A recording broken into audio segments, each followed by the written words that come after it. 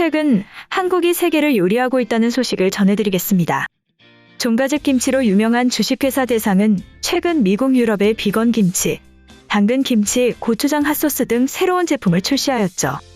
지난 14일 대상 관계자는 해외 소비자 입맛을 반영한 현지화 전략을 기반으로 해외 시장 공략을 가속할 계획이다. 글로벌 시장을 노린 김치와 장류 소스류 신제품을 대거 출시했다고 말하였는데요. 대상의 대표 브랜드 종가집 김치는 지난해 기준 한국의 김치 수출액의 약 40%를 차지할 정도로 해외 곳곳에 진출해 있습니다.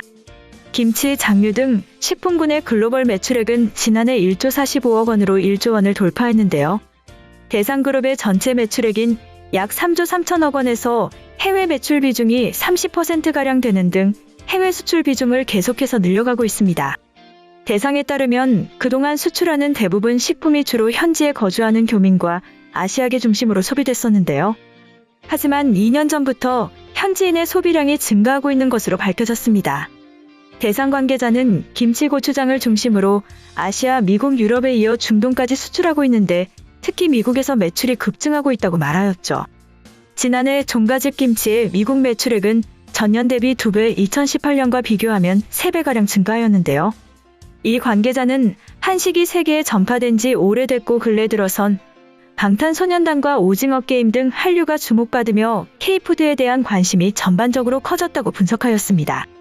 이러한 한류의 영향으로 인해 이제 외국인의 구매가 늘고 있는 만큼 현지인 입맛에 맞춰 맵기와 제형 용도를 변경한 김치 장류 소스류 신제품을 선보이게 됐다는 것인데요. 한국처럼 배추김치가 아니라 현지인이 선호하는 채소인 양배추, 케일, 당근을 담가 만든 양배추김치, 당근김치 제품이 주목받고 있습니다.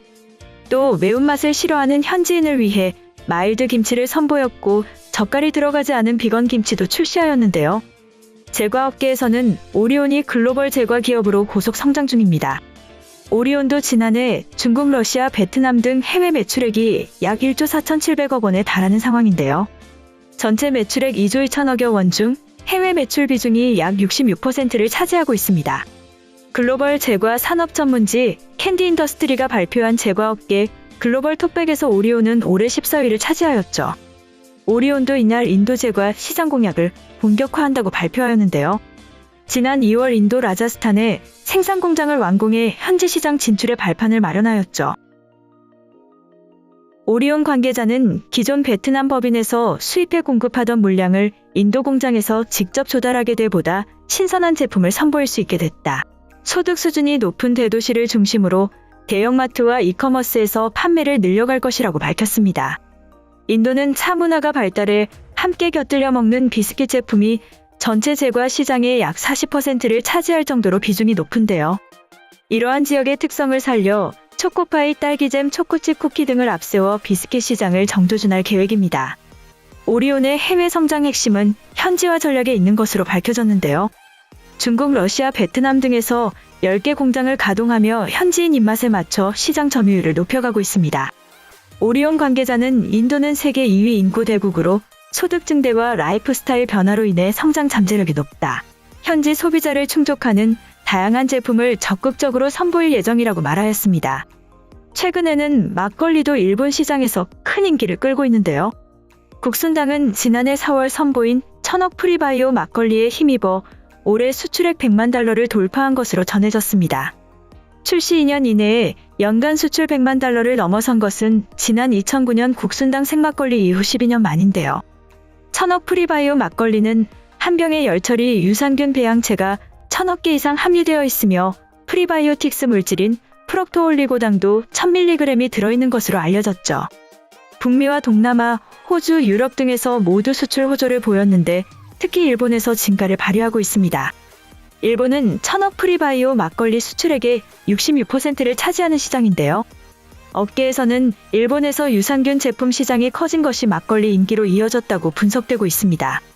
일본 시장조사 전문기업 TPC 마케팅 리서치에 따르면 유산균 식품류 시장은 지난 2019년 기준 8,639억엔 규모로 성장하였죠. 또 전통 주류 외에 한국 로컬 위스키도 흥행에 속도를 내고 있습니다. 골든블루, 사피루스로 유명한 골든블루는 이달 1일부터 중국 하이난 시내 면세점에서 판매를 시작했죠. 지난 8월 입점 계약을 체결한 데 따른 것인데 한국 로컬 위스키로서는 최초 판매인데요. 위스키는 대개 알코올 도수가 40에서 50도이지만 골든블루 사피루스는 36.5도로 도수를 낮춘 게 특징입니다. 그럼에도 스코틀랜드산 위스키 원액을 사용해 본연의 맛을 유지하도록 한 것으로 알려졌습니다. 업계에서는 골든블루가 지난 2010년 상하이 경제특구를 통해 마케팅을 시작한 지 6개월 만에 한국경 수출 위스키 1위에 올라선 전례에 주목하고 있는데요. 곧 중국 외에도 베트남과 말레이시아 등의 수출 규모를 확대하겠다는 것이 골든블루의 사업 전략입니다. 업계 관계자는 소비자의 취향이나 체질, 나라의 문화적 특성 등에 따라 인기 주류는 얼마든지 상이할 수 있다. 주류 회사들로서는 해외 공략이 쉽지 않은 게 사실이다.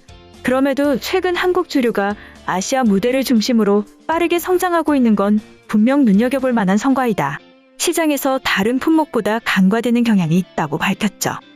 다음으로 한국이 핵무기를 보유할 가능성이 높아지고 있다는 소식을 전해드리겠습니다.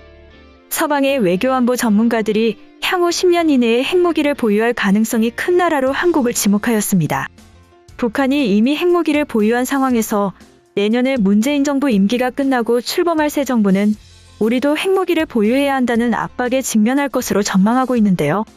지난 14일 외신에 따르면 미국 외교 전문지 포린 어페어는 최근 미국 등 서방의 외교안보 전문가 21명을 대상으로 앞으로 10년간 핵무기를 보유한 나라가 늘어날 것이란 전망에 대한 찬반 의견을 조사하였죠.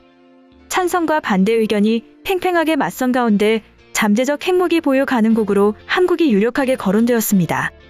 케이틀린 텔머지 미 조지타운대 교수는 이란이 10년 안에 핵을 보유할 가능성이 있고 한국과 일본, 대만에서 핵 보유에 대한 압박 역시 증가할 것이다. 미국이 한국과 일본에 대해선 효과적 억지를 펼 것이고 대만의 경우 중국이 핵 보유를 용납하지 않을 것이라고 말하였죠. 한국 새 정부가 우리도 핵무기를 보유해야 한다는 압력에 직면하겠지만 미국이 한미동맹에 입각해 잘 대처하면 굳이 핵무기를 보유하려 하지 않을 수 있다는 것입니다. 하지만 지난 8월 아프가니스탄에서 탈레반에 쫓겨 무기력하게 철군한 미국의 모습을 지켜보며 자주국방에 대한 열망이 증가했으며 가장 확실한 대안으로 핵무기 보유가 부상하고 있다는 분석도 나오고 있는데요. 엠마 애슈퍼드 애틀랜틱 카운슬 선임연구원은 미국의 핵우산 정책의 신뢰성에 의문이 제기되고 있고 이란 핵합의 탈퇴 등 최근 미국의 일련의 행동들이 일부 나라의 독자적 핵 개발을 부추길 가능성이 크다고 지적하였죠. 현재 한국의 경우 매우 유력한 잠재적 핵무기 보유 가능국이지만 굳건한 한미동맹이 유지된다면 결국 현실화하지 않을 것이란 것이 대부분 전문가들의 의견이었지만 상황에 따라서 언제든 핵 보유국이 될 가능성이 높다고 밝혔습니다. 이번 영상은 여기까지고요. 제 영상이 도움이 되셨거나 세계 속 반응 더 보고 싶다 하시는 분들은 구독과 좋아요, 알람 설정까지 부탁드립니다. 다음에 또 봐요. 안녕.